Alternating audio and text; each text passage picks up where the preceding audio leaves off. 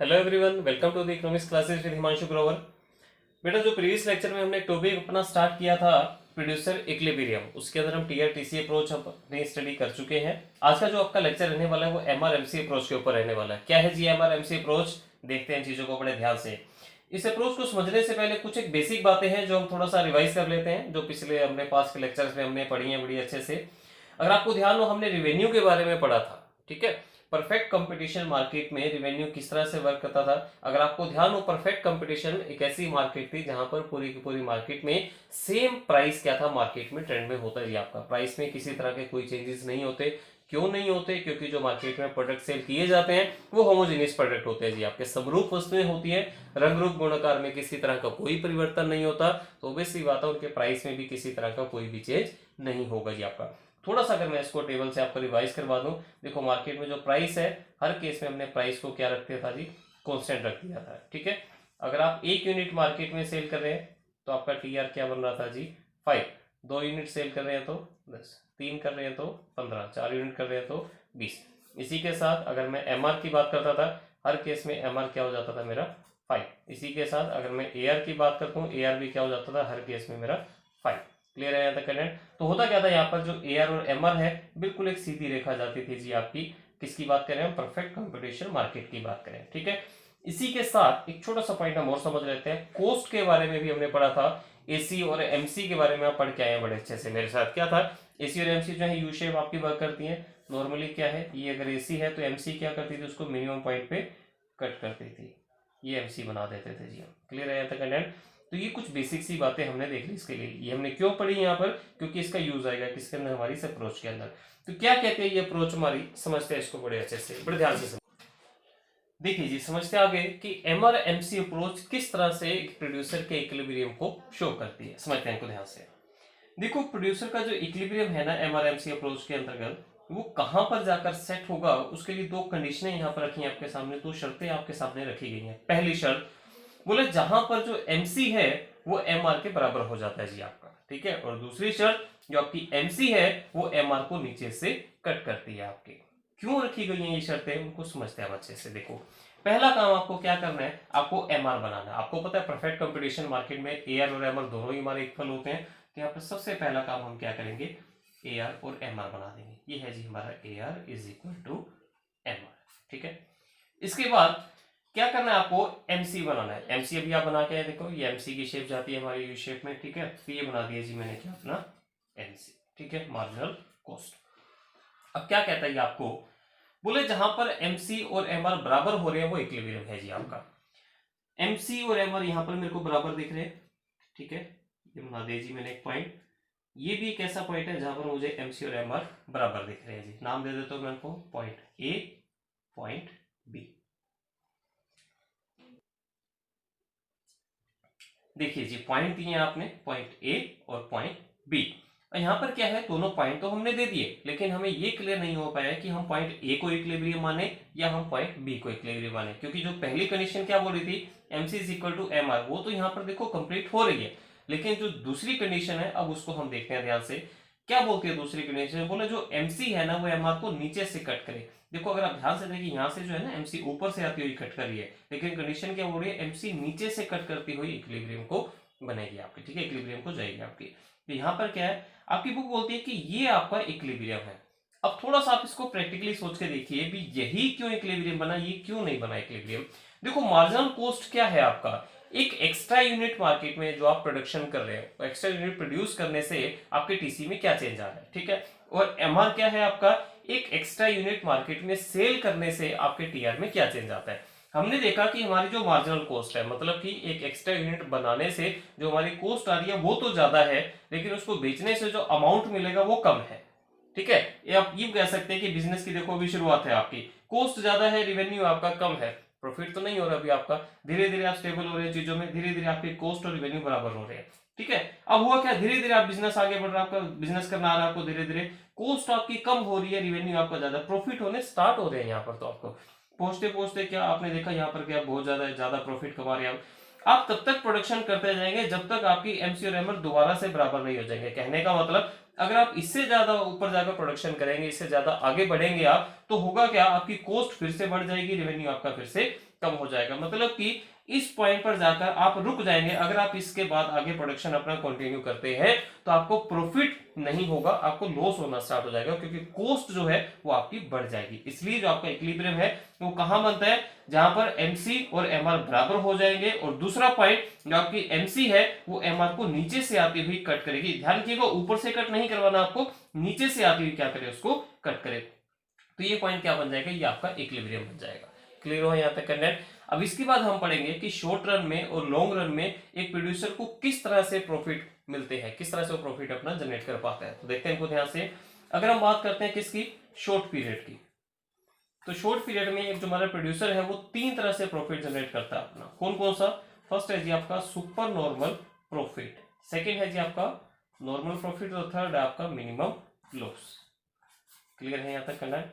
Super normal profit ये है जी आपका असामान्य लाभ, असामान्य लाभ। नॉर्मल प्रॉफिट क्या है जी आपका, सामान्य लाभ।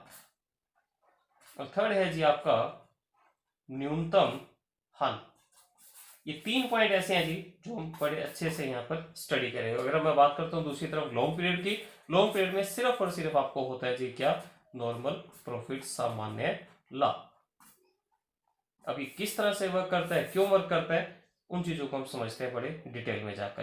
पहला पॉइंट, तो ये जो तीनों पॉइंट है हमारे सुपर नॉर्मल, नॉर्मल और मिनिमम लॉस, इनके लिए कुछ बातें हैं, वो बातें हम स्टडी करते हैं, देखते हैं क्या है वो बातें। देखिए जी आगे जो शॉर्ट रन है हमारा, शॉर्ट रन में एक प्रोड्यूसर के सामने 3 सिचुएशन बनती हैं जी। आप कौन कौन सी 3 सिचुएशन है देखते हैं हमको ध्यान से। फर्स्ट है जी आपका सुपर नॉर्मल प्रॉफिट, जिसे हम नाम देते हैं क्या, असामान्य लाभ, असामान्य लाभ। दूसरा है जी हमारा नॉर्मल प्रॉफिट, जिसे हम सामान्य लाभ के नाम से जानते हैं। और तीसरा है जी हमारा मिनिमम लॉस, न्यूनतम हानि। अब तीनों के लिए ही कुछ कंडीशंस मैं आपको बता रहा हूं, देखिए ध्यान से क्या है। असामान्य लाभ कहां पर होता है, जहां पर जो आपका एआर है, एवरेज रेवेन्यू है, वो ज्यादा होता है किससे, एसी से। ठीक है। सामान्य लाभ कहां होगा, जहां पर एआर बराबर होगा किसके, एसी के। और तीसरा है जी आपका मिनिमम लॉस, जहां पर एसी क्या होगी, ज्यादा होगी किससे, एआर से। मतलब क्या बना जी इन चीजों का, समझते ध्यान से। देखो एक एग्जांपल रखते हैं हम यहाँ पर, हमने सपोज करो यहाँ एग्जांपल रखा जी पतंजलि का। पतंजलि के प्रोडक्ट आपने कभी ना कभी जरूर यूज किए होंगे, बाबा रामदेव जिसके ओनर हैं। ठीक है। तो क्या है यहाँ पर, देखो जब भी हम किसी चीज की कॉस्ट डिसाइड करते हैं ना, तो कॉस्ट में क्या होता है, फिक्स फैक्टर और वेरिएबल फैक्टर दोनों पर जो भी हम खर्चा करते हैं वो दोनों को ही हम इंक्लूड करते हैं इसके अंदर। ठीक है। क्योंकि जो आपकी टोटल कॉस्ट है वो किसके इक्वल होती है, एफसी प्लस में वीसी के। फिक्स कॉस्ट और वेरिएबल कॉस्ट दोनों ही होते हैं आप पर। अब ये फिक्स कॉस्ट और वेरिएबल कॉस्ट किसके ऊपर आ रही है, जो फिक्स फैक्टर है और जो वेरिएबल फैक्टर है। प्रोडक्शन के 4 फैक्टर्स होते हैं, कौन कौन से, लैंड, लेबर, कैपिटल और एंटरप्रेन्योर। चारों पे ही जो आपने खर्चा किया है, ठीक है, उन सभी के टोटल से आप उसकी कॉस्ट को फाइंड आउट करते हैं। देखो उसी में आप जो टर्म पढ़ते हैं एंटरप्रेन्योर, एंटरप्रेन्योर मतलब जो उसका मालिक है, मालिक का जो जेन्युइन मार्जिन था वो जेन्युइन मार्जिन हमने उस चीज के अंदर जोड़ दिया है, तो वो क्या है, वो कॉस्ट में ऑलरेडी इंक्लूड है आपका। बड़े ध्यान से समझिए इस चीज को। यहाँ पर मैं क्या समझाना चाह रहा हूँ आपको, देखो ये सामान्य लाभ क्या होता है, पहले सामान्य लाभ को समझिए आप बड़े ध्यान से। किसी कंटेंट है मार्केट में, किसी प्रोडक्ट को बेचने से हमें मिलता है 10 रुपए, उसकी कॉस्ट है 10 रुपए, दोनों बराबर हैं, फिर भी हम कहते हैं कि हम प्रॉफिट कमा रहे हैं। नॉर्मल प्रॉफिट हम कैसे कमा रहे हैं, देखो क्योंकि ये जो कॉस्ट है, इस कॉस्ट में क्या है, एफसी और वीसी दोनों आइटमें जुड़ी हुई हैं। की बात करते हैं शॉर्ट टर्म में क्या होता है, जब आपका जो मालिक है, मालिक का जो भी आपने उसको पे किया, जो भी उसका जेन्युइन मार्जिन था आपने उसको दिया था, ठीक है, वो इसमें ऑलरेडी जुड़ चुका है आपका। अब जुड़ चुका है, इसका मतलब जो सामान्य आपने लाभ कमाना था वो लाभ आप कमा चुके हैं। इसके अलावा आपको कुछ मिलता है, वो किस में चला जाएगा, वो आपका असामान्य लाभ में चला जाएगा। ठीक है। एक एग्जांपल से समझाता हूं मैं ये चीज आपको। देखो पतंजलि बहुत से प्रोडक्ट बनाती है, हम यहाँ पर कोई भी प्रोडक्ट उठाते हैं उसके, जैसे पतंजलि का घी आता है अप्रोक्सीमेट 600 रुपए किलो, ठीक है, और क्या है, दलिया है, मिक्स आटा आता है पतंजलि का 70 रुपए किलो के हिसाब से, ठीक है, और प्रोडक्ट है, फेस वॉश आता है, सपोज करो 90 रुपीज का फेस वॉश है जी, ठीक है, और बहुत से प्रोडक्ट है पतंजलि के, 40 रुपीज की कोई और आइटम लगा दीजिए हमने, ठीक है। ये हमने एक डाटा उठाया जी, 4 आइटमें हमने उठाई, ये क्या है उनकी सबकी मार्केट में जो वैल्यू है, मतलब इतने का प्रोडक्ट मार्केट में बेचा जाता है। ये क्या है, नॉर्मली रिवेन्यू है हर आइटम से जो मैं जनरेट हो रहा है। मैं यहाँ से एआर निकालना चाहता हूँ, एआर कैसे निकलेगा, टीआर को आप क्वांटिटी से डिवाइड कर दीजिए, 4 यूनिट है, तो डिवाइड करेंगे इसको, कितना हो जाएगा 800 बाय 4। 200 क्या हुआ, एक एवरेज रिवेन्यू हो गया जी हमारा। क्लियर है कैंडिडेट? मतलब कि चारों आइटम जब आप मार्केट में बेचेंगे, इनसे जो आपको एवरेज एक रिवेन्यू मिलेगा वो कितना मिलेगा, 200 मिलेगा। एज इट इज हम क्या निकाल देंगे, एवरेज कॉस्ट निकाल देंगे। अब एवरेज कॉस्ट कैसे निकाली जाएगी, ये 600 वाली आइटम जो मार्केट में बेचते हैं इसकी हमें कॉस्ट पड़ती है 550। ठीक है, ये जो 70 वाली आइटम आप बेचते हैं, ये 70 वाली आइटम हमें पड़ती है कितने में, 50 में। ठीक है, ये जो 90 वाली आइटम है ये हमें पड़ती है कितने में, 80 में। और ये जो 40 वाली आइटम है, ये 40 वाली आइटम हमें पड़ती है कितने में, 20 लगा लीजिए इसको पूरा। ठीक है, अब यहाँ पर क्या है, ये आपने चारों आइटमों की कॉस्ट डाल दीजिए यहाँ पर। अब इसका टोटल करेंगे, इसको भी हम क्या करेंगे, 4 से डिवाइड कर देंगे। तो टोटल करिए जरा कितना बनता है आपका, ये बन गया जी आपका 700। 4 से हमने क्या कर दिया जी, इसको डिवाइड कर दिया। तो डिवाइड करेंगे कितना बन जाएगा आपका, निकालिए इसको, 75। ठीक है, अब यहाँ पर आपने क्या करा है, एवरेज कॉस्ट आपने निकाल दी, एवरेज रिवेन्यू भी आपने निकाल दिया।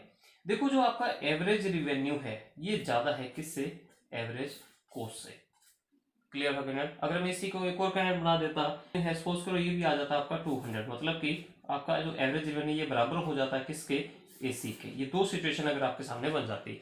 अब अगर आपका एआर और एसी बराबर है, इसका मतलब एवरेज कॉस्ट, मतलब आइटमों को बेचने से जो एवरेज आपको मिल रहा है वो बराबर है किसके, एवरेज जो कॉस्ट है आपकी। मतलब कि इस पॉइंट पर आप बहुत ज्यादा प्रॉफिट नहीं कमा रहे, आप लॉस में भी नहीं खड़े हैं। जो आपका जेन्युइन मार्जिन है वो आप जरूर कमा रहे हैं, यहाँ पर नॉर्मल प्रॉफिट आप जरूर कमा रहे हैं। यहाँ पर क्यों बोल रहा हूँ मैं ऐसा, क्योंकि जो प्रोडक्ट की कॉस्ट डिसाइड की जाती है वो सभी फैक्टर्स के ऊपर की जाती है। तो एंटरप्रेन्योर भी एक फैक्टर माना जाता है प्रोडक्शन का, उसका जो जेन्युइन मार्जिन होता है वो उसको ऑलरेडी दे दिया जाता है। वो जेन्युइन मार्जिन मान के ही हम अपनी कॉस्ट को क्या करते हैं, डिसाइड करते हैं। ठीक है, उससे ऊपर हम जितना भी कमाते हैं वो हमारा क्या होता है, सुपर नॉर्मल प्रॉफिट होता है। सामान्य से आपको ज्यादा कमा रहे हैं, सुपर नॉर्मल प्रॉफिट कमा रहे हैं जी आप। ठीक है, और अगर आप उससे कम कमाते हैं, आपकी एवरेज कॉस्ट ज्यादा हो जाती है, एवरेज रेवेन्यू आपका कम हो जाता है, तो उन हालातों में आप मिनिमम लॉस की सिचुएशन को क्या करते हैं जी, फेस करते हैं। इसका मतलब आप न्यूनतम हानि को उठा रहे हैं जी वहां पर। ये कुछ 3 पॉइंट हैं, बेसिक पॉइंट हमारे, जिनको हम डायग्राम की हेल्प से समझने की कोशिश करते हैं। तो समझते हैं कि डायग्राम अगर बनाए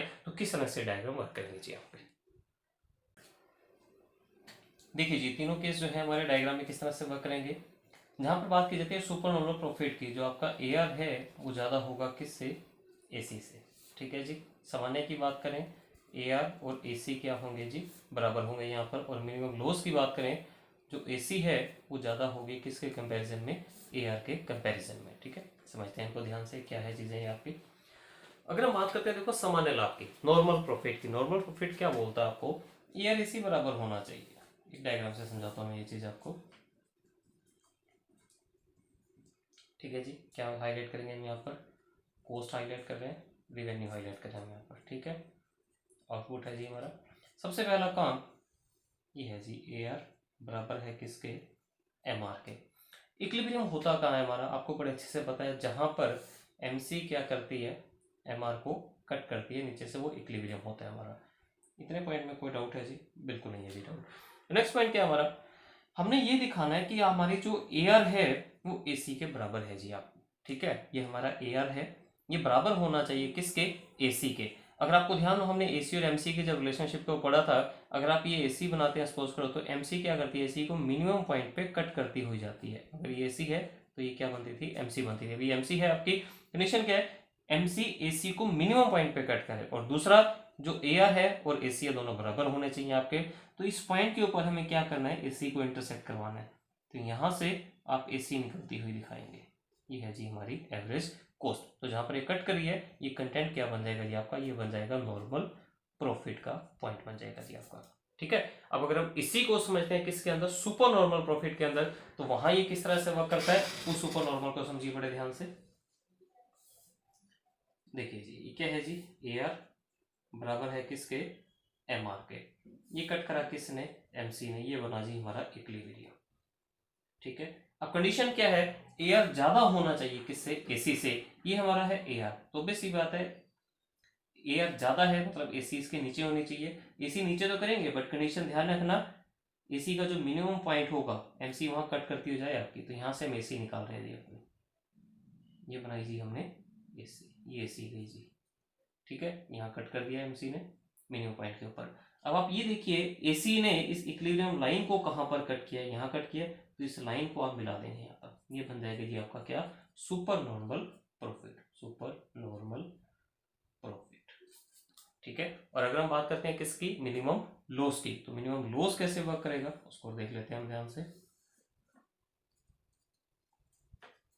देखिए जी, ए आर इक्वल है किसके, एम आर के, एम सी ने कट किया, इक्विलिब्रियम बन गया जी आपका। ठीक है, अब कंडीशन क्या है, एसी ज्यादा है किसके कंपैरिजन में, एआर के कंपैरिजन। अगर ये एआर है तो बेसिक बात है एसी ऊपर रखनी है, और कंडीशन क्या है, जो एमसी है सी को मिनिमम पॉइंट पे कट करती हो जाए, मतलब ये एक मिनिमम पॉइंट दिखा देंगे हम एसी का, तो यहाँ से आप अपनी एसी दिखा देंगे, ये एसी जाती हुई दिखा देंगे जी।